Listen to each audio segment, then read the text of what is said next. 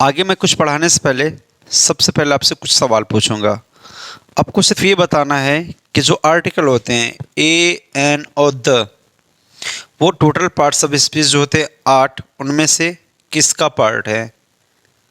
Noun का, pronoun का, adjective का, वर्ब का, एडवर्ब का, प्रेपोजिशन, कंजंक्शन या फिर इंटरजेक्शन, किसका पार्ट है वो आर्टिकल ए, एन, द?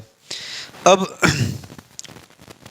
इसके भी संदर्भ में भी अलग अलग बातें जो हैं मार्केट में फैली हुई हैं। कुछ लोग कहना ये है कि 8 के अलावा 9वां पार्ट्स ऑफ स्पीच होता है जिसे हम कहते हैं आर्टिकल। तो अलग अलग किताबें, अलग अलग टीचर अलग अलग चीज़ें बताते रहते हैं, लेकिन ज़्यादातर शुरुआत से ही हमें शुरू में तो यही पढ़ाया जाता कि पार्ट्स ऑफ स्पीच जो 8 ही होते हैं, और मेरे ख्याल से 8 होते ही है, 9वां लोग बना दिए हैं। ऐसे कर लोग क्या करेंगे, डिटरमिनर को भी मिला के बता देंगे कि कुल मिला के आर्टिकल कितने होते हैं, 10 होते हैं। तो बेसिकली मैं आपको बता दूं, आर्टिकल जो है कुछ और नहीं, एडजेक्टिव होते हैं। आर्टिकल एडजेक्टिव ही होते हैं। बस उसी के अंदर से कैटेगराइज किया गया है, जैसे डिटरमिनर हो गए और आर्टिकल हो गए, ये सब के सब उसी के पार्ट हैं। बेसिकली अगर देखा जाए तो एडजेक्टिव का काम क्या होता है? एडजेक्टिव काम है नाउन या प्रोनाउन की क्वालिटी बताना, विशेषता बताना, अच्छा है, बुरा है, कैसा है, इसके बारे में बताना काम जो है एडजेक्टिव का है। यानी ऐसे वर्ड जो नाउन है प्रोनाउन के बारे में बताते हैं उन्हें हम क्या कहते हैं? एडजेक्टिव कहते हैं। आर्टिकल को हम लोग अलग से पढ़ेंगे और डिटेल में इसके बारे में चर्चा करेंगे। तो यहाँ पे ख़ास तौर से बात याद यहाँ पे आई कि जो आपका आर्टिकल है ए, एन और द, अगर ये एडजेक्टिव हैं तो एकदम श्योर है ये किनके साथ यूज होंगे? नाउन के साथ। अब कहीं से भी देख लीजिए, कहीं भी देख लीजिए जहाँ पे आर्टिकल का यूज़ हुआ जाता है, जैसे ए का use a boy, a girl, a man, a woman, a book, कुछ भी कहिए, अ पेन, यानी कि ये आर्टिकल जो आ रहे हैं ना, ये नाउन के साथ ही आ रहे हैं। द का इस्तेमाल देखिए, the Taj, the earth, the moon, the sun, the man, the boy, यानी जब भी ये आते हैं अपने साथ किसी न किसी नाउन को लिए रहते हैं। तो यहाँ से मैं एक बात कंफर्म हो गई कि आर्टिकल जो है कुछ और नहीं बल्कि एडजेक्टिव होती है, और ये जहाँ आएंगे इनके साथ कंपलसरी क्या लेना? नाउन को लेना। तो यहाँ पे हमने कुछ कुछ अलग चीज़ लिख रखी है कि sir use of the as an adverb. अभी सर आप बोल रहे हैं कि द और ए एन ये तो एडजेक्टिव होते हैं, आर्टिकल होते हैं, ये नाउन के साथ आते हैं, तो ये नया बवाल कहाँ से आ गया? द तो आप बोल रहे हैं कि ये एडवर्ब है, एडवर्ब की तरह यूज़ करेंगे। तो मैं बार बार इंग्लिश पढ़ाते समय बच्चों के सामने ये बोलता रहता हूँ कि देखो भाई, ये मैथ नहीं है, साइंस नहीं है, ये लैंग्वेज है। इसमें किसी चीज़ को पढ़ने के बाद आपको कसम नहीं खा लेना है कि यही चीज़ होता है। लैंग्वेज है, ये सिचुएशन के हिसाब से बदल जाती है। तो वैसे हमने कहा द के बारे में आपको कसम नहीं खाना है कि द क्या होता है? आर्टिकल ही होता है, यानी हमेशा एडजेक्टिव ही होता है। चलिए इस सेंटेंसेस में हम लोग देखते हैं और ढूंढते हैं क्या ये जो द लिखा हुआ है, ये जो द लिखा हुआ है, क्या ये यहाँ पे एडजेक्टिव है या फिर कुछ और है? सेंटेंस के माध्यम से हम इसको जानने की कोशिश करेंगे। The sooner the better. अब ध्यान से देखें, अगर एक तरीके से आप देखेंगे तो आपको पता होगा ये कंपैरेटिव डिग्री हैं, और जब कंपैरेटिव डिग्री जो होता है वो एडजेक्टिव होती हैं। अगर ये एडजेक्टिव है, ये एडजेक्टिव है मान लेते हैं, तो आप बताइए हमें ये द जो है किसके लिए आया है? या तो इसके लिए होगा या तो इसके लिए होगा। सर नीचे वाले सेंटेंस में देखते हैं, फिर वहाँ चलते हैं हम लोग। सेंटेंस में लिखा है the higher you go the cooler it becomes, यानी आप जितना ऊपर जाओगे, आप जितना ऊपर जाओगे उतना क्या हो जाएगा? ठंडा हो जाएगा। तो ध्यान से अगर आप देखें तो ये जो यू लिखा हुआ है ये अपने आप में क्या है सर? ये है प्रेपोजिशन। ये गो क्या है? ये वर्ब है। अगर ये प्रेपोजिशन ये वर्ब है तो ये हाई जो लिखा है हायर, ये क्वालिफाई किसको कर रहा है? गो को, क्योंकि बोला ना जितना ऊपर जाओगे, इसके बाद नहीं चलने जो वर्ब है उसको मॉडिफाइड कर रहा है। ये कह रहा है जितना ऊपर जाओगे उतना ठंडा हो जाओगे, यानी उतना ठंडा होता जाएगा, हो नहीं जाओगे। अगर ये वर्ब है तो इस वर्ब को क्वालिफाई करा ये हायर, तो अपने आप में क्या हुआ ये एडवर्ब। अब आप मुझे बताइए यहाँ से लेकर यहाँ तक में क्या कहीं आपको कोई नाउन मिला? नहीं मिला। अगर नाउन नहीं मिला तो ये किसके लिए यूज़ हुआ है? हायर को क्वालिफाई करा भाई, इसको मॉडिफाई करा है। तो एडवर्ब को कौन मॉडिफाई कर सकता है सर? एडवर्ब ही। हमने बता रखा है कि एडवर्ब ही एक ऐसा वर्ड है जो नाउन, प्रोनाउन और इंटरजेक्शन को छोड़कर सभी को मॉडिफाई कर सकता है। तो यहाँ पे जो द जो है एडवर्ब को एडवर्ब ही क्वालिफाई करेगा। तो ये क्या है अपने आप में एडवर्ब, यानी यहाँ पे जो द है वो एज ए एडवर्ब यूज हो रहा है, ना कि एडजेक्टिव, ना कि आर्टिकल के रूप में। द कूलर इट बिकम्स, यहाँ जो कूलर वर्ड है आपको लग रहा होगा कि ये क्या है? एडवर्ब। एडवर्ब नहीं है, ये एडजेक्टिव है। यहाँ पे कूलर जो है एडजेक्टिव है। आपको लगेगा सर वहाँ पे तो ई आर लगने की वजह से क्या बन गया? एडवर्ब बन गया। और यहाँ पे आप क्या कह रहे हैं कि ये एडजेक्टिव है। खैर ये अभी हाल फिलहाल के लिए मान लीजिए कैसे एडजेक्टिव है। आगे हम जो है इसी वीडियो में आगे की वीडियो हम लोग क्या करेंगे इसके बारे में डिस्कस कर लेंगे कैसे है। अगर ये एडजेक्टिव है, अगर एडवर्ब छोड़िए एडजेक्टिव ही मान के चलते हम लोग, अगर एडजेक्टिव है तो एडजेक्टिव को कौन क्वालिफाई करेगा सर? एडवर्ब। एडजेक्टिव जो खुद क्वालिफाई कर नहीं सकती, तो ये द क्या है यहाँ पे? एडवर्ब है। वही कहानी यहाँ पे द सूनर द बेटर, अगर आप दोनों का एडजेक्टिव मानेंगे तो भी उस हिसाब से देखिए क्या हो रहा है, ये भी एडवर्ब और ये भी एडवर्ब। यहाँ पे जितने भी द लगे हुए हैं वो सब के सब क्या बता रहे हैं? वो सब के सब बता रहे हैं कि द जो है एडवर्ब के रूप में यहाँ पे यूज़ हो रहे हैं। अगर यहाँ देखें the more you do the more you will learn, जितना आप करोगे उतने ज़्यादा सीखोगे। वही कहानी ये सर अपना प्रोनाउन, ये वर्ब, ये वर्ब को कौन क्वालिफाई कर रहा है? मोर। तो वह एडवर्ब। अब इस एडवर्ब को कौन क्वालिफाई कर रहा है? द। तो एडवर्ब को कौन क्वालिफाई कर सकता है? खुद एडवर्ब कर सकता है। तो यहाँ पे भी द क्या है? यहाँ पे द क्या है? अपने आप में एडवर्ब है। वही हाल यहाँ पे भी है। ये द देखिए जहाँ पे है, यहाँ पे वही कहानी देख लीजिए। ये सर आपका प्रोनाउन, ये हेल्पिंग वर्ब, ये वर्ब। इस वर्ब को क्वालिफाई मोर कर रहा है और इसको क्वालिफाई करेगा द। तो जो द यहाँ पे है क्या है? एडवर्ब है। सब के सब एडवर्ब है यहाँ पे। ये भी एडवर्ब है और ये भी क्या है आपका? Adverb. The more you know the less you will fear, जितना तुम जानोगे उतने तुम्हें कम डर लगेगा। तो मैं आपको एक सिंपल सी कहानी बताता हूँ, हिंदी के थ्रू आप जो है इसको पहचानने का बेहतर तरीका है।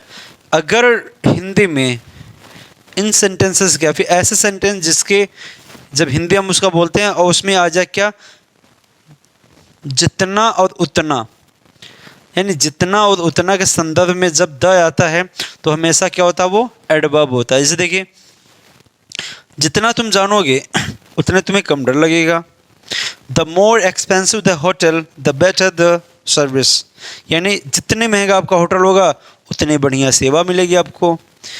The longer she had to wait the more impatient the became, यानी उसे जितना लंबा इंतजार करना पड़ा वो उतने ही ज़्यादा बेचैन हो गई। यानी जब भी आपको जितना या उतना के संदर्भ में द मिलेगा वो हमेशा एज ए एडवर्ब वर्क करता है। द सूनर द बेटर, जितना जल्दी उतना अच्छा, उतना बढ़िया। तो उम्मीद करते हैं बात आपको समझ में आ गई होगी कि द को हमेशा आप आर्टिकल ना माने। हमने कहा ना लैंग्वेज है वो कहीं भी किसी भी वक्त करवट ले सकती है। तो यहाँ पे जो द का यूज़ किया गया है ऐसे सेंटेंसेस में वो किसी रूप में यूज़ किया गया है? एडवर्ब के रूप में। तो सिंपल सी कहानी वही है कि जितना और उतना के संदर्भ में अगर द आएगा तो वो द हमेशा और हमेशा क्या होता है? एडवर्ब होता है। तो एक बार देख लीजिए तो हम लोग चलते हैं आगे।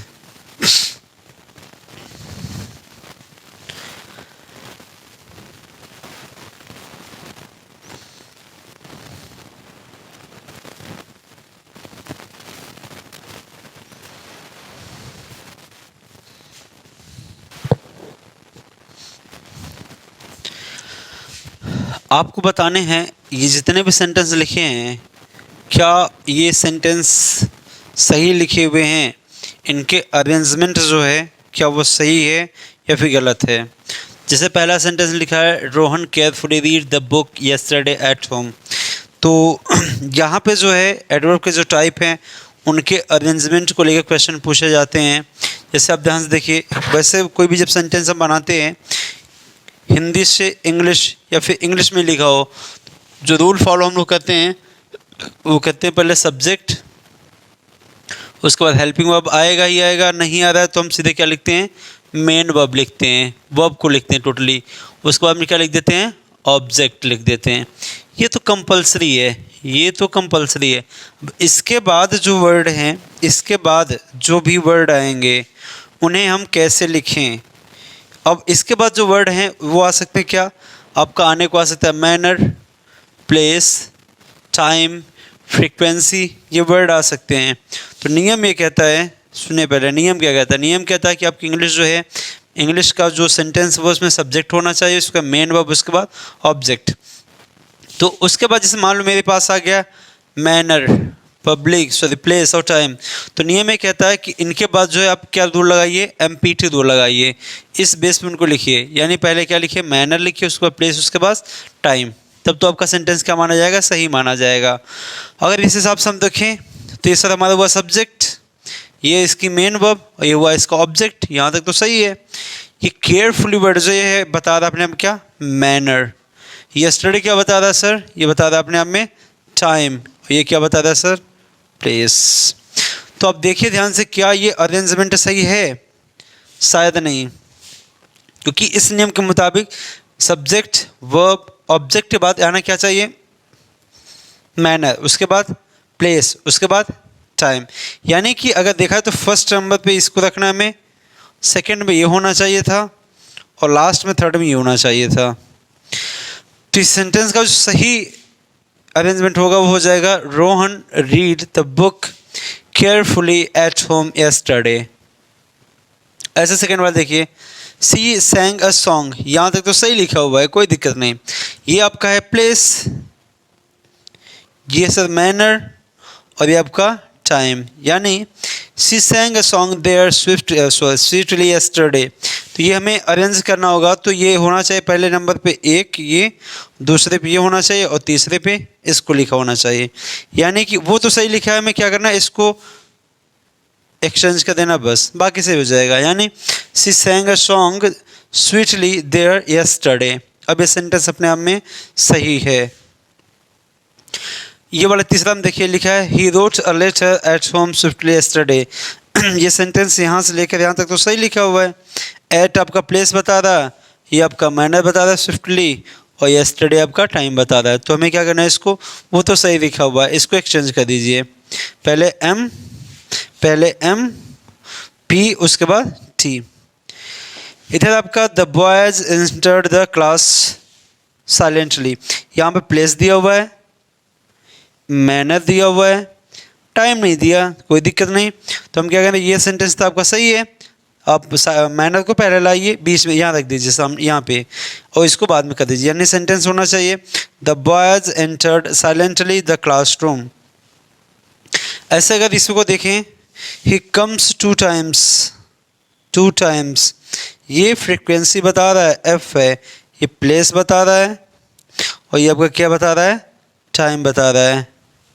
तो याद रखें, अगर आपकी कहानी किस में आ जाए, रुक जाए, फ्रीक्वेंसी में, प्लेस में और टाइम में, तो नियम थोड़ा सा चेंज होगा। नियम हो जाता है FPT का, नियम हो जाता है FPT का।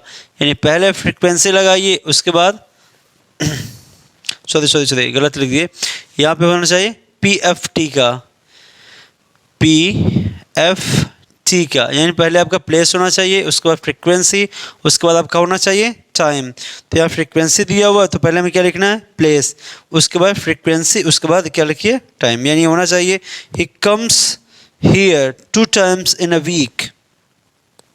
क्वेश्चन लिखा हुआ है he lives in Mirzapur at Jigna, यहाँ पे तो प्लेस 2 बार दिया हुआ है, ये मिर्ज़ापुर और ये जिगना।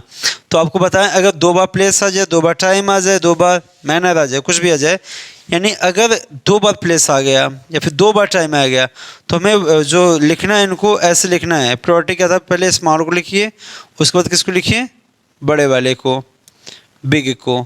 यहाँ जो स्मॉल प्लेस है उसको पहले लिखिए। अब जैसे आपको बताएं जिगना जो है मिर्ज़ापुर के अंदर आता है, तो ये पहले होना चाहिए आपका, और ये आपका होना चाहिए बाद में। अगर इस तरीके से अरेंजमेंट करेंगे सेंटेंसेस को, तब जाके आपके सेंटेंस क्या होंगे, सही माने जाएंगे।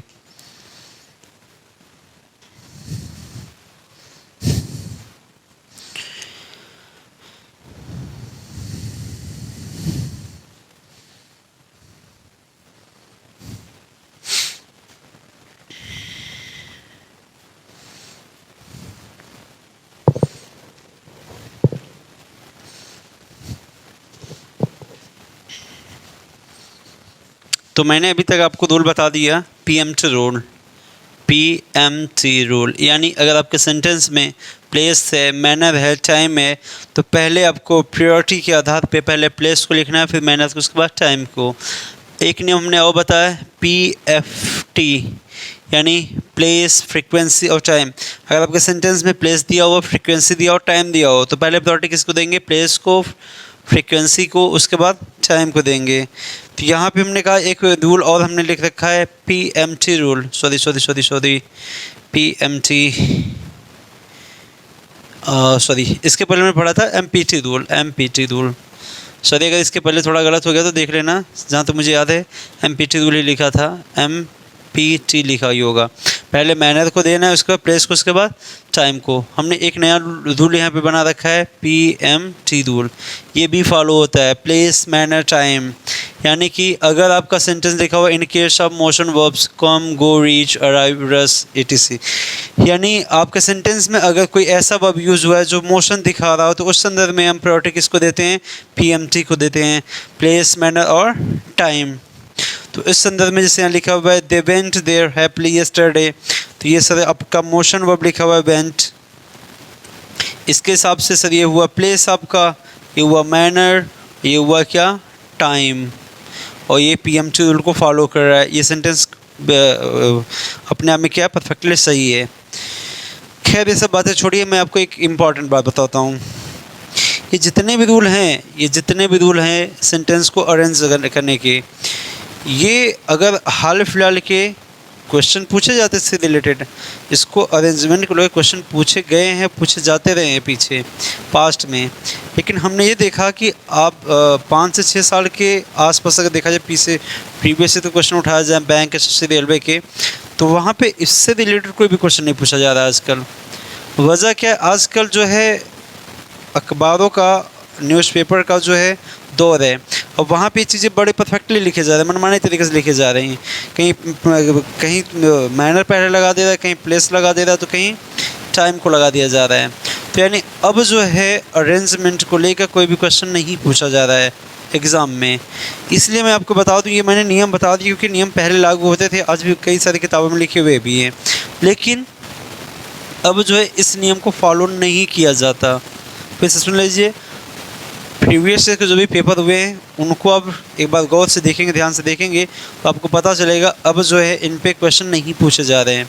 तो जो नियम था मैंने नियम बता दिया, अगर आपके एग्ज़ाम में लागू हो रहा है तो आप यूज़ कीजिए, अदरवाइज़ आप क्या करिए, इस नियम को फॉलो मत कीजिए। अदरवाइज जो है एरर कुछ और ढूंढना होगा, आप यही एरर देखेंगे और आप उसको क्या करेंगे, गलत तरीके से चेक करके चले जाएंगे। ये जो सेंटेंस लिखा हुआ देखिए, keep the things in the room in order, ये जो वर्ड है इन द रूम, ये प्लेस दिखा रहा है, ये क्या दिखा रहा है आपका, मैनर दिखा रहा है।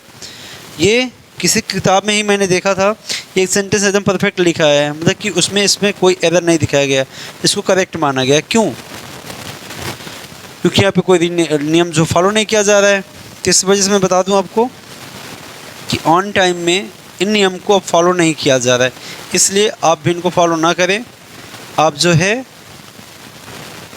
अलग से जो एरर है उनको ढूंढिए, ये अरेंजमेंट को लेकर क्वेश्चन नहीं पूछे जाते। यहाँ अगर वो पहले से बोला गया उसमें, तो फिर आप देख लीजिए, हो सकते हैं ऐसे जैसे एसएससी वगैरह में तो नहीं पूछा जा रहा है, या फिर ऐसा कोई एग्ज़ाम जिसमें अभी भी ये नियम लागू हो, तो उसको आप पता कर लीजिए, देख लीजिए, अगर लागू है तो नियम जो मैंने बताए हैं उनको फॉलो कीजिए, अदरवाइज इनको फॉलो मत कीजिए, अदरवाइज आपके नंबर कटेंगे।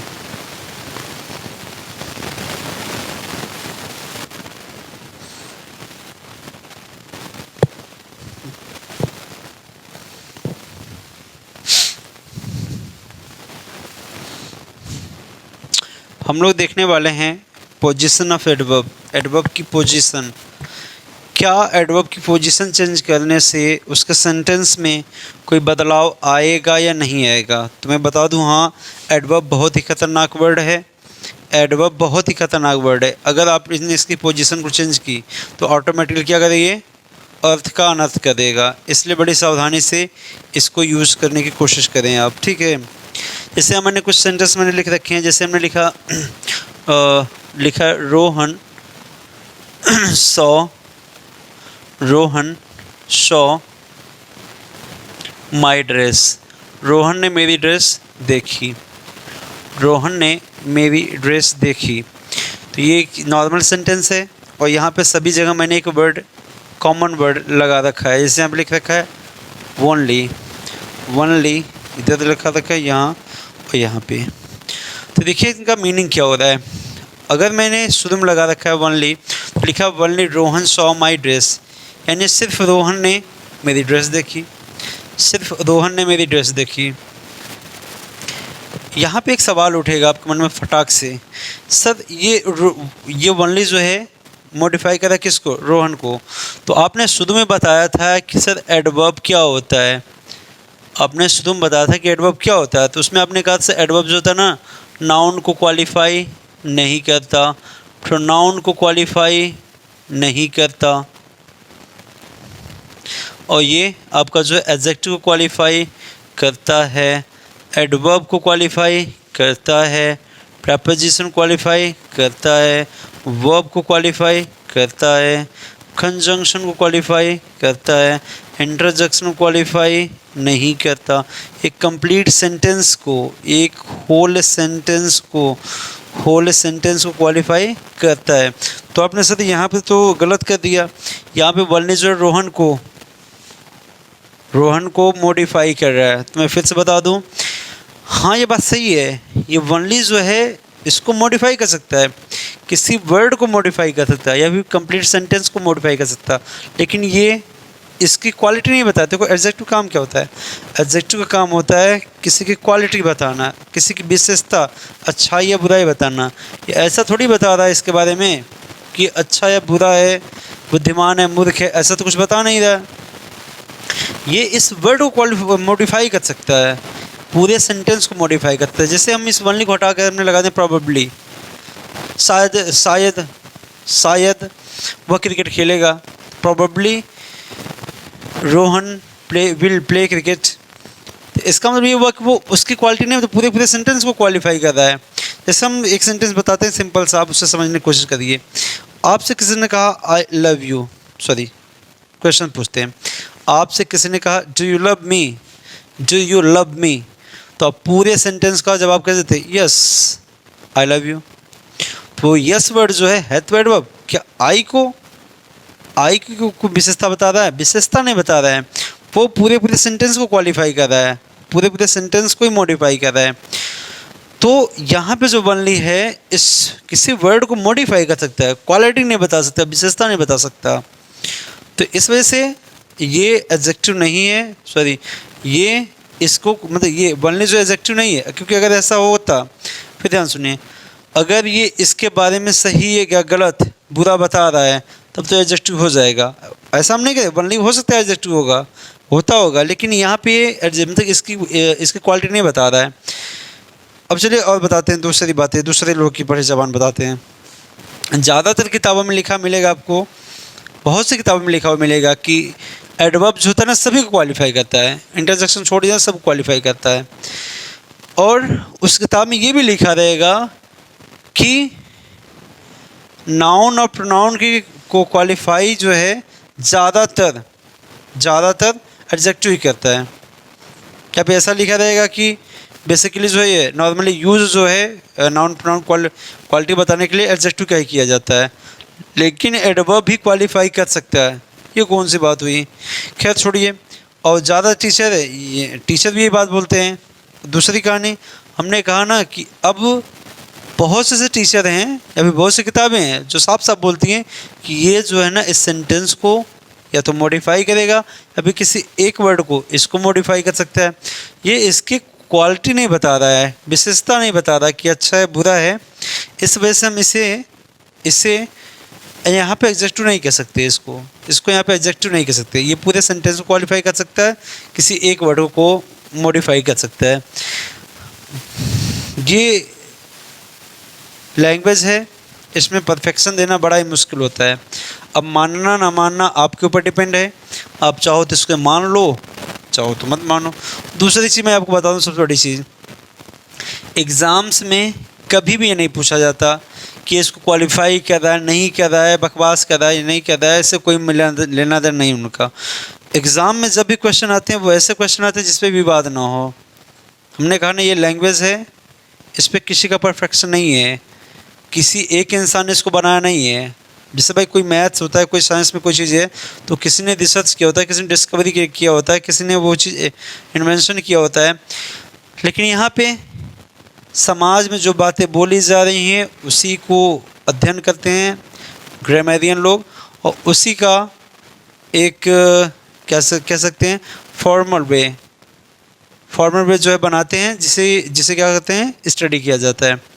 तो हमने अब आपको बता दिया, अब चाहो तो इसे अब मान लो कि एडवर्ब जो है एडवर्ब जो नाउन और प्रोनाउन को भी क्वालिफाई करता है, या फिर जहाँ तक मैं बता दे रहा हूँ कि ये नाउन प्रोनाउन और इंटरजेक्शन छोड़ के बाकी सब क्वालिफाई करेगा। मैं बता दे रहा हूँ, फिर आप ध्यान सुन लो। ये ओनली यहाँ पे जो है पूरे सेंटेंस को मॉडिफाई कर रहा है या फिर किसी एक वर्ड को मॉडिफाई कर सकता है।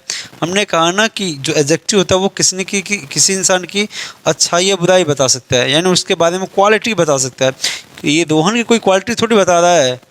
तो हमने कहा ना अगर ऐसा होगा तो हमने कहा ना जैसे आपके सेंटेंस का आपको बोला ना डू यू लव मी, तो हम क्या बोलते हैं यस आई लव यू। उस पूरे सेंटेंस को हम क्या कहते हैं मॉडिफाई कर रहे हैं। खैर जिसको जो मानना है मानिए, हमने बता दिया। आप पूछेंगे तो मतलब वो किताबें भी बता देंगे जिस किताब में लिखा हुआ है। जो टीचर इस तरह पढ़ा रहे हैं वो भी बता देंगे कौन कौन से टीचर ऐसे पढ़ा रहे हैं। बाकी मानना ना मानना आपके ऊपर है। चलिए देखते हैं। पहले सेंटेंस में लिखा है only Rohan saw my dress, यानी सिर्फ रोहन ने मेरी ड्रेस देखी। यानी मान लो कोई पार्टी है फिर स्कूल है कहीं पे भी है, उसमें वहाँ पे जो है ड्रेस तो बहुत लोगों ने पहने थी लेकिन रोहन ने सिर्फ और सिर्फ मेरी ड्रेस देखी।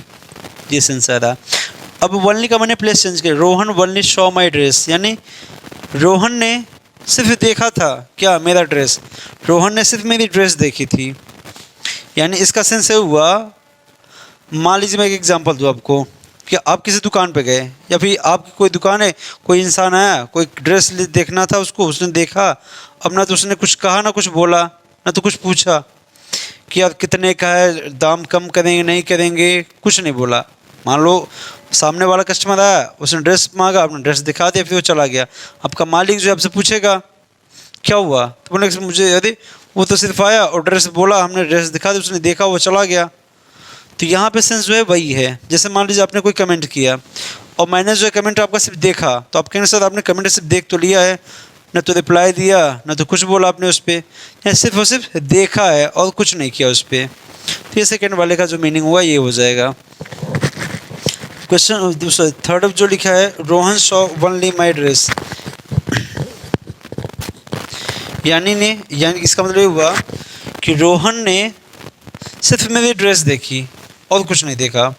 यानी रोहन ने सिर्फ और सिर्फ मेरी ड्रेस देखी, यानी पार्टी में और भी लोग थे लेकिन ड्रेस उसने सिर्फ और सिर्फ मेरी देखी। तीसरे में कह रहा है रोहन सा माई ओनली ड्रेस, यानी रोहन ने कौन सी ड्रेस देखी, मेरे पास सिर्फ एक ही ड्रेस थी और वो भी उसने देख ली। रोहन सा माई ओनली ड्रेस, रोहन ने मेरी उस ड्रेस को भी देख लिया जो कि मेरे पास सिर्फ एक ही थी। मेरे पास सिर्फ एक ही ड्रेस थी और वो भी क्या हुआ, रोहन ने देख लिया। रोहन सा माई ड्रेस ओनली, यानी रोहन ने सिर्फ और सिर्फ मेरी ड्रेस देखी।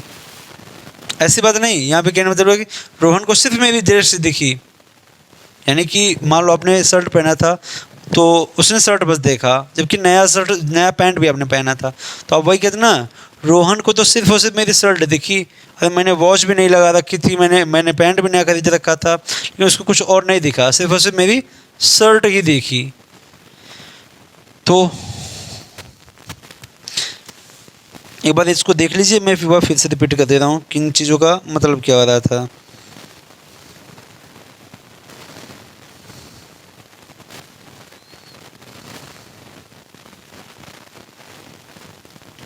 तो चलिए मैं फिर से वह मीनिंग बताता हूँ। लिखा है only Rohan saw my dress, यानी सिर्फ रोहन ने मेरी ड्रेस देखी और किसी ने नहीं देखी। पार्टी में ढेर सारे लोग थे लेकिन मेरी ड्रेस सिर्फ रोहन ने देखी और किसी ने नहीं देखी। Rohan only saw my dress, Rohan ने सिर्फ देखा था, कुछ बोला नहीं। रोहन ने ड्रेस को देखा था लेकिन कुछ बोला नहीं, कुछ पूछा नहीं, सिर्फ देखा था। रोहन सॉ वनली माई ड्रेस, रोहन ने सिर्फ और सिर्फ मेरी ही ड्रेस देखी। ड्रेस तो कई लोगों ने पहन रखा था लेकिन देखा सिर्फ मेरी ड्रेस। रोहन सॉ माई वनली ड्रेस, यानी कि रोहन को सिर्फ मेरी एक ड्रेस थी और वो भी उसने देख ली। Rohan saw my dress, Rohan को सिर्फ और सिर्फ मेरी ड्रेस दिखी और कुछ दिखा ही नहीं उसको, क्योंकि मैंने घड़ी पहन रखी थी, टोपी पहन रखी थी, पैंट नया पहन रखा था और कुछ नहीं दिखा। उसे सिर्फ और सिर्फ मेरी ड्रेस दिखी, वही मेरा शर्ट ही दिखा, कुछ भी कह सकते हैं। तो इस तरीके से एडवर्ब जो है, एडवर्ब के प्लेस बदलने से उसके अर्थ क्या होते हैं, बदल जाते हैं।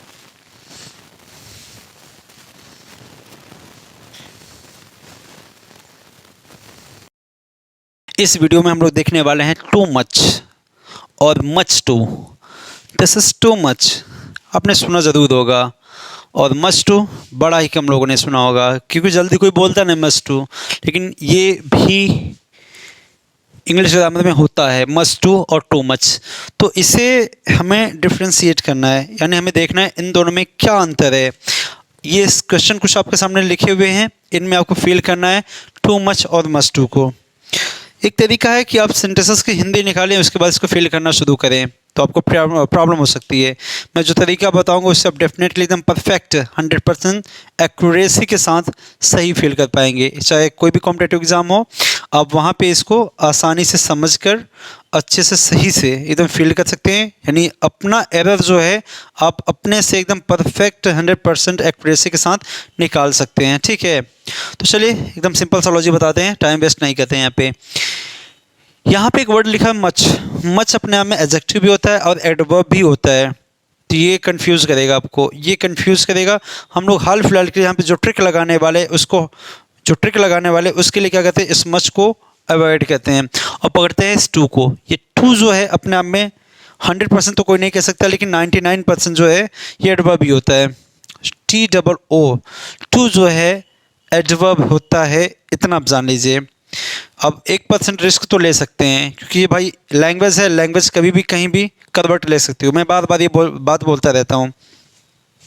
तो जो टू है अपने आप में एडवर्ब है और हमें फील जो भी करना है ये इसी टू मच को मच टू करना है। तो याद रखिए ये टू जो है एडवर्ब है और ये जो आपका टू जो है एडवर्ब है यहाँ पे। तो इतनी बात आप समझिए, सीधी सी बात समझिए। ये टू अगर एडवर्ब है तो इसके बाद आएगा क्या, यहाँ पे एडजेक्टिव आएगा। हम एक सीक्वेंस बता रहे हैं आपको, ये टू यहाँ पे अगर एडवर्ब है, देखिए सीरीज हम बताते हैं, उसको याद रखिए। आपका जो नाउन है, नाउन को क्वालिफाई कौन करता है, एडजेक्टिव करता है, एडजेक्टिव करता है।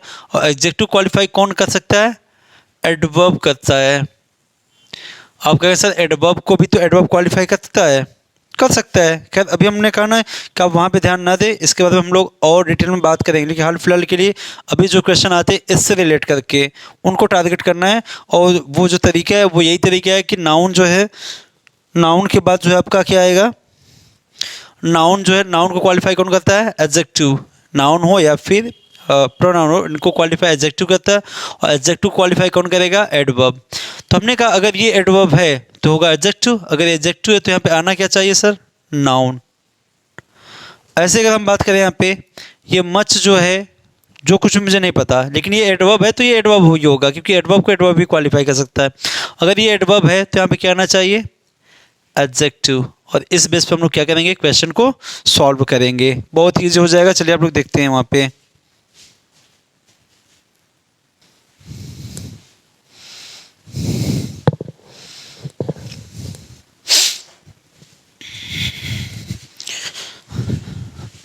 तो चलिए हम लोग क्या करते हैं, क्वेश्चन को सॉल्व करते हैं।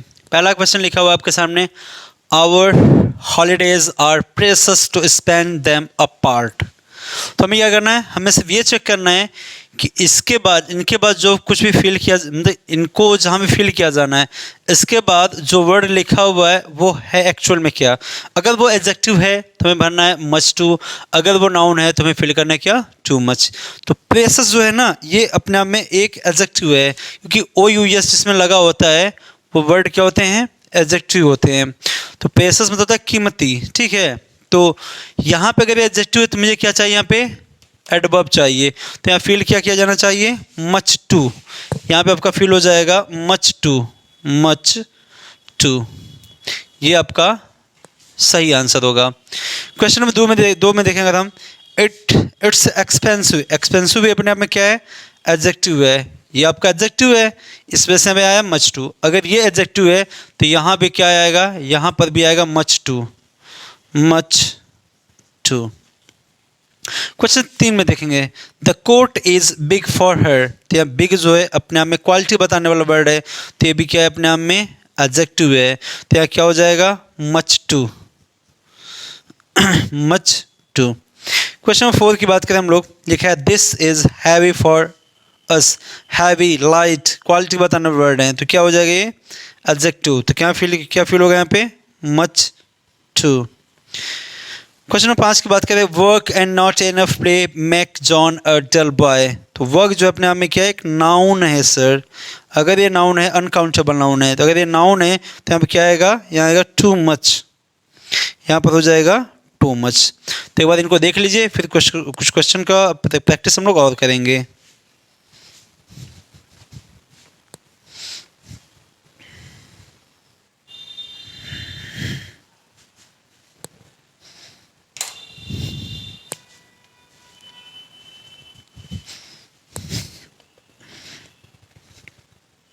तो कुछ क्वेश्चन आपके सामने और हैं, इनको भी हम लोग क्या करेंगे, फिल करके चेक करेंगे।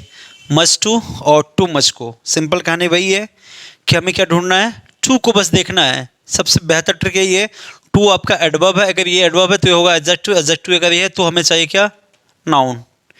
अगर ये एडवर्ब है तो इसको भी क्वालिफाई करेगा एडवर्ब, एडवर्ब को एडवर्ब भी क्वालिफाई कर सकता है, लेकिन एडवर्ब के पहले में चाहिए क्या, एडजेक्टिव। हमें इस सीरीज को याद रखना है, नाउन, एडजेक्टिव, एडवर्ब। तो चलिए देखते हैं पहला क्वेश्चन लिखा है, हिज वर्ड्स वर पेनफुल।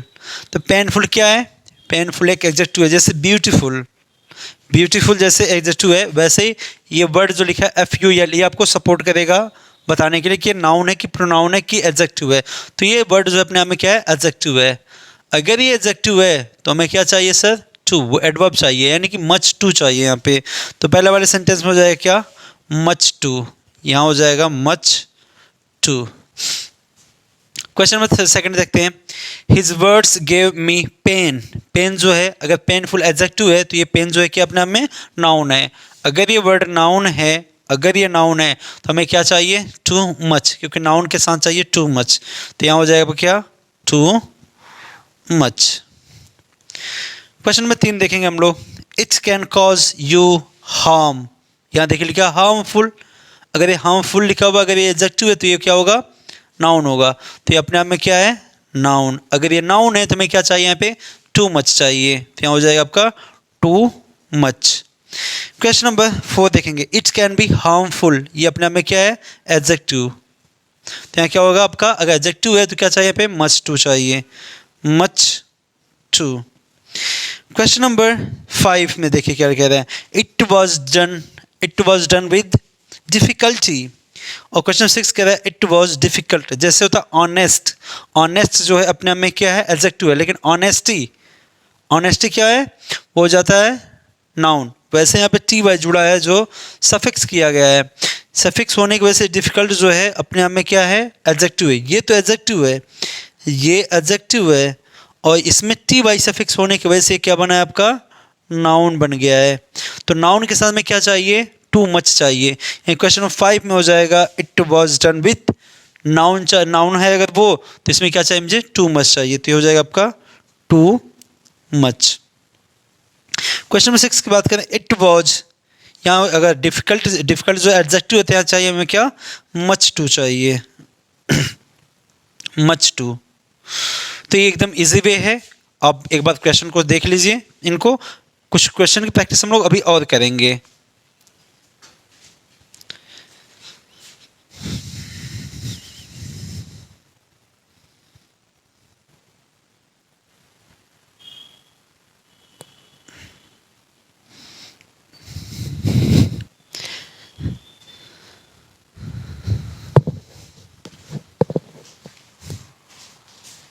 इन सभी क्वेश्चन में मैंने टू मच और मस्ट टू को पहले से ही लिख रखा है। आपको बताना है सेंटेंस सही है या फिर गलत है, आपको ये बताना है। तो उम्मीद करते हैं आपने देख लिया होगा और समझ भी लिया होगा कि सही है गलत है। तो चलो हम लोग चेक करते हैं। क्वेश्चन नंबर 1 लिखा है दिस इज़ टू मच। ये तो अक्सर हम लोग बोलते रहते हैं, दिस इज़ टू मच, यार बहुत हो गया। तो यहाँ पे टू मच सही है या फिर मच टू होगा, क्या कहें हम इसको। तो ये सेंटेंस बोला जाता है स्पोकन में, और आपको बता दें सेंटेंस कंप्लीटली सही है। सही इस वजह से है क्योंकि इसके बाद यहाँ लिखा हुआ टू मच, इसके बाद में चाहे नाउन, और मच टू अगर लिखना होता तो हमें चाहिए था क्या, एडजेक्टिव। यानी इसके बाद या तो नाउन चाहिए या फिर एडजेक्टिव चाहिए था। नाउन होता तो टू मच सही है, एडजेक्टिव होता तो मच टू सही था। यहाँ तो कुछ ये नहीं है। अगर कुछ नहीं है तो ये सेंटेंस बिल्कुल सही है। यहाँ पे टू मच भी सही है और मच टू भी सही है। आगे अगर कुछ है ही नहीं तो आप कुछ भी बोल सकते हैं, लेकिन अब बोलचाल में टू मच ज़्यादा इस्तेमाल होता है, इसीलिए इसको सही माना जाता है, टू मच। ठीक है, सेंटेंस बिल्कुल सही, कोई गलत नहीं है इसमें। क्वेश्चन 2 की बात करें, टॉक्स टू मच। फिर से वही कहानी, इसके आगे है ना कोई एडजेक्टिव है ना तो कोई नाउन है। अगर कुछ नहीं है तो यहाँ पे टू मच भी सही है और मच टू भी सही है। क्वेश्चन नंबर 3 की बात करें, we haven't got too much time. अब इस बार दे रखा टाइम। टाइम जो है अपने आप में एक नाउन है, अनकाउंटेबल नाउन है। अगर अनकाउंटेबल नाउन है तो इसके बाद में चाहिए क्या, एडजेक्टिव, उसके बाद चाहिए एडवर्ब। एकदम सही लिखा है, कोई गलती नहीं इसमें। क्वेश्चन 4 में देखा था, PM has too much power. हमने कहा जैसे फुल, जिसमें FUL लिखा होता है ज़्यादातर वो क्या होते हैं, एडजेक्टिव होते हैं। पावरफुल नीचे लिखा हुआ है तो पावर है तो क्या होगा अपने आप में एक नाउन। यानी the PM has too much power. अगर ये नाउन है तो एडजेक्टिव, ये एडवर्ब, ये भी सेंटेंस अपने आप में क्या हुआ, एकदम परफेक्ट सही है। हमने कहा ना ट्रिक बस इतना याद रखिए कि टू जो है वो एडवर्ब होता है, और सीक्वेंस आपको याद रखना है, नाउन के बाद, नाउन के पहले एडजेक्टिव, एडजेक्टिव पहले एडवर्ब, एडवर्ब पहले एडवर्ब आ सकता है, कोई दिक्कत नहीं है। क्वेश्चन 5 का, आवर ओपोनेंट्स, विरोधी, ओपोनेंट्स विरोधियाँ, विरोधी लोग जो होते हैं, our opponents are much too powerful. अगर ये सर आपका एडजेक्टिव है, ये आपका एडजेक्टिव है तो हमें चाहिए क्या, एडवर्ब। एडवर्ब को एडवर्ब क्वालिफाई कर सकता है, ये सेंटेंस अपने आप में बिल्कुल सही है। क्वेश्चन नंबर 6 की बात करें, there is too much sugar in my coffee. ये शुगर से अपने आप में अनकाउंटेबल नाउन है। अगर ये नाउन है तो हमें चाहिए कि एडजेक्टिव, उसके बाद एडवर्ब चाहिए। एकदम परफेक्ट सही लिखा हुआ है, टू मच। यानी ये सारे के सारे सेंटेंस के अपने आप में कंप्लीट रूप से सही है। इनको देख लीजिए, फिर हम लोग चलते हैं थोड़ा सा और आगे।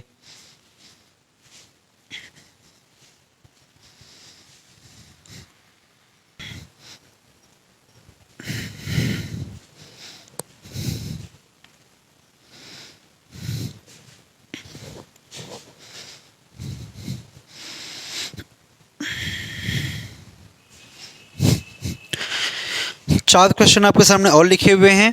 चलिए इनको भी हम लोग क्या कहते हैं, देख लेते हैं।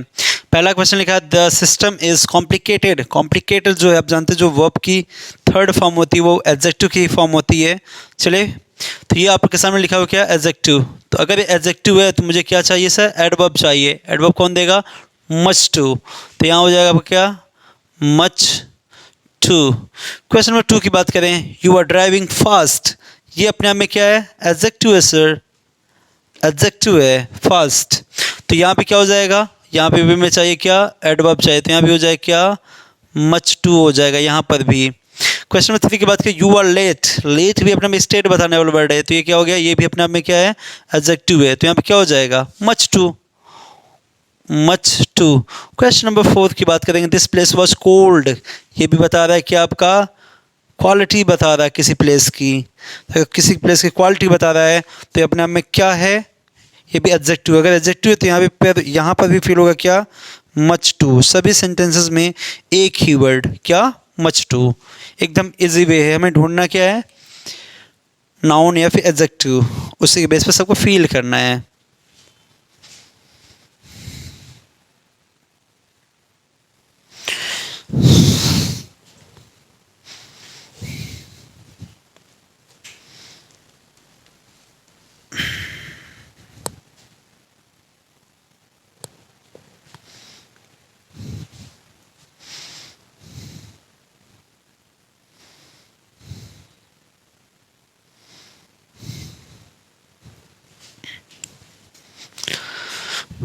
आखिर के 4 सवाल जो हैं ये आपके लिए मैंने लिख रखे हैं। अगर आपको ये सारी कहानी समझ में आ गई है कि टू मच और मस्ट टू को कहाँ पे इस्तेमाल करें और अच्छे से समझ में आया है, तो आप मुझे इन 4 क्वेश्चन के जवाब जो है कमेंट बॉक्स में टाइप करके देंगे। अगर आपने सही से किया होगा तो मैं आपको हर्ट दूंगा, और गलत किया होगा तो मैं आपको कोई ना कोई सजेशन ज़रूर दूंगा, ठीक है। तो उम्मीद करते हैं वीडियो में आपको जो कुछ भी बताया गया वो काफ़ी बेहतर तरीके से समझ में आया होगा। इसी तरीके से बने रहने के लिए हमारे वीडियो को, हमारे चैनल को आप क्या करिए, लाइक, चैनल को सब्सक्राइब कर लीजिए और वीडियो का लाइक और बेल की घंटी तो ज़रूर बजा देना, जिससे आपको नोटिफिकेशन मिलती रहे, क्योंकि मेरे चैनल पे डेली जो है वीडियो अपलोड होती रहती हैं, ठीक है। तो चलिए आज के लिए इतना रखते हैं। आप जो है इसको देख लीजिएगा और इनको जो है कमेंट बॉक्स में आंसर ज़रूर दीजिएगा। Thanks for watching.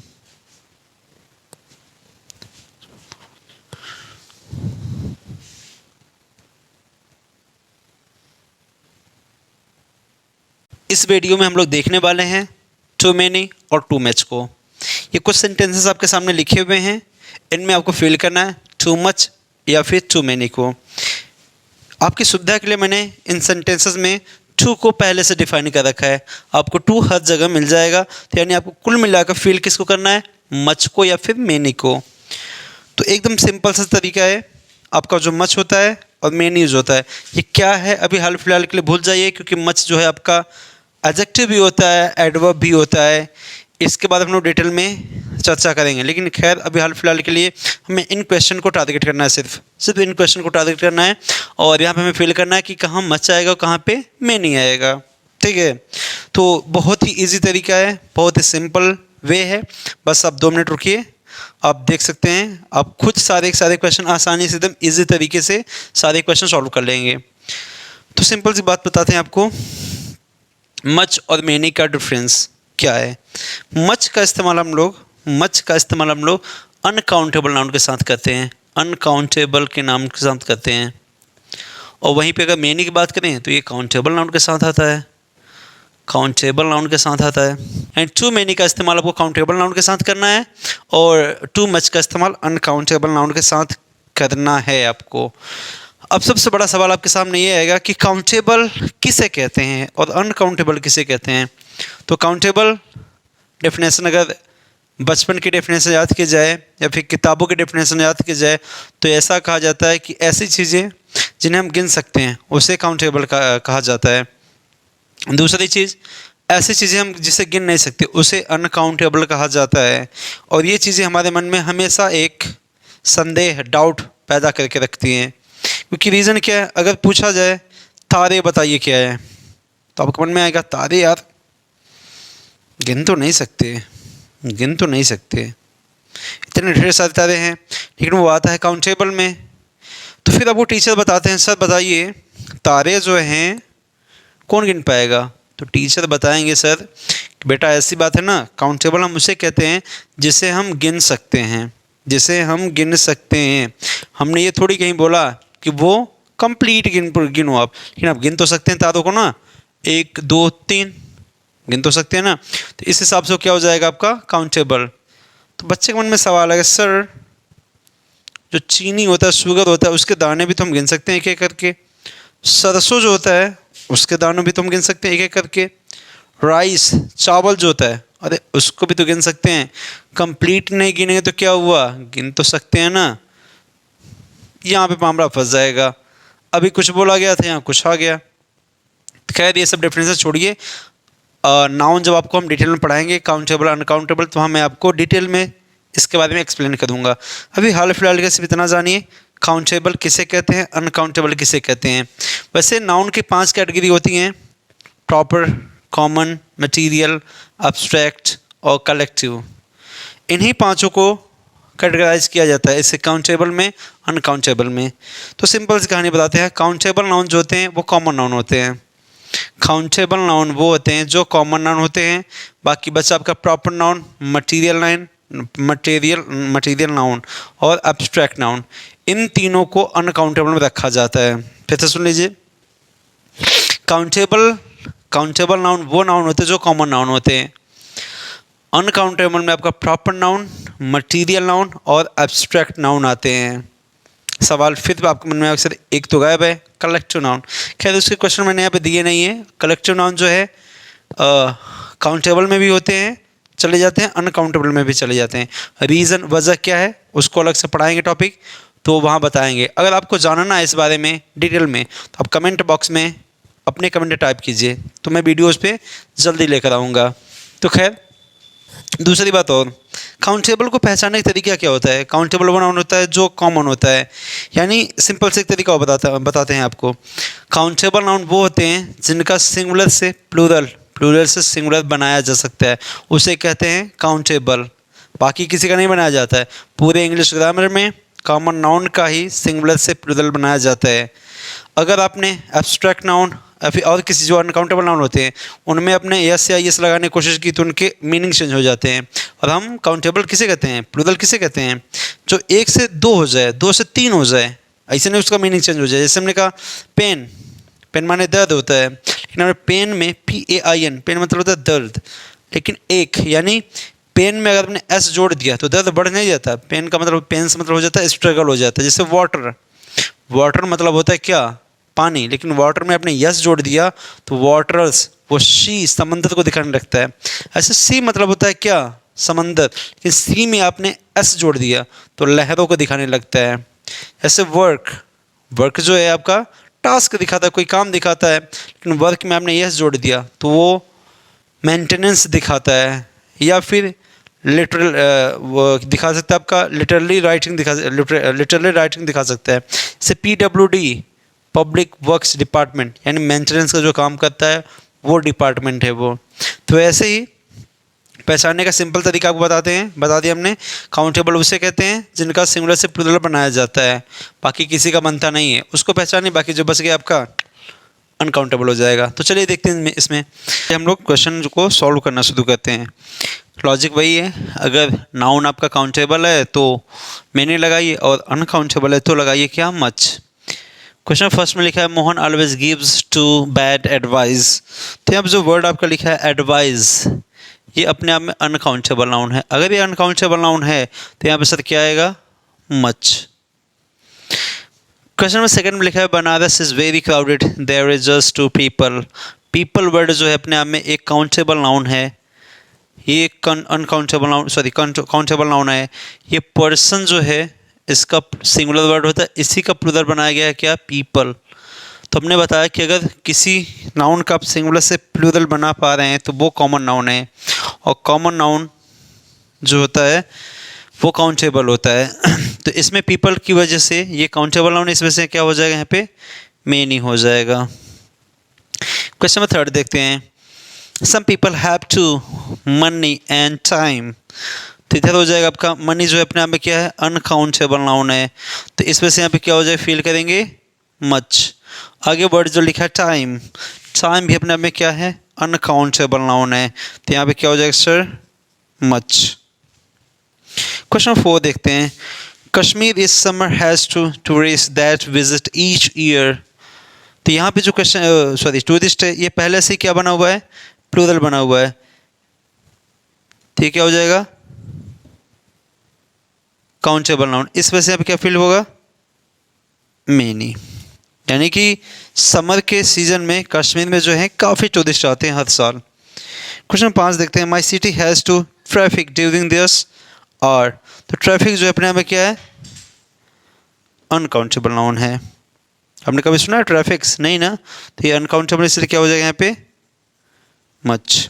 एक बार इनको आप देख लीजिए, नियम उतना ही है, अगर आपका नाउन अनकाउंटेबल है तो मच लगाई, काउंटेबल है तो मैनी लगाई। एक बार इसको देख लीजिए, फिर 2-4 क्वेश्चन और डिस्कस करते हैं।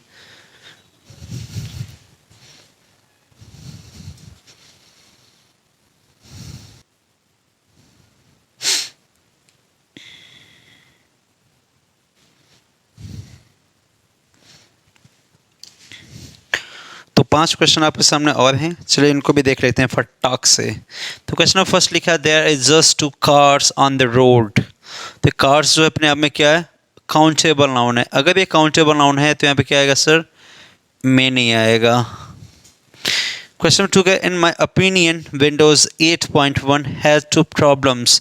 प्रॉब्लम जो है अपने आप में काउंटेबल नाउन है, प्लूरल पहले से बनाया गया है, तो यहाँ क्या फील होगा सर, मेनी। क्वेश्चन नंबर 3 में parts of India have too heat and sunshine specially in summer. तो हीट जो अपने आप में क्या है, एक अनकाउंटेबल नाउन है। भारत के कई हिस्सों में काफ़ी धूप रहती है, काफ़ी गर्मी रहती है, कब, स्पेशली समर में। तो यहाँ क्या हो जाएगा सर, मच। क्वेश्चन 4 में I have two things to do today. तो ये क्या है आपके सामने, काउंटेबल नाउन है। तो यहाँ क्या हो जाएगा, मेनी। क्वेश्चन 5 कहता है my friends Aman is addicted to video games. पहले से लिखा हुआ क्या, काउंटेबल नाउन। तो यहाँ क्या हो जाएगा सर, मेनी। एक बार देख लीजिए, फिर चलते हम लोग आगे।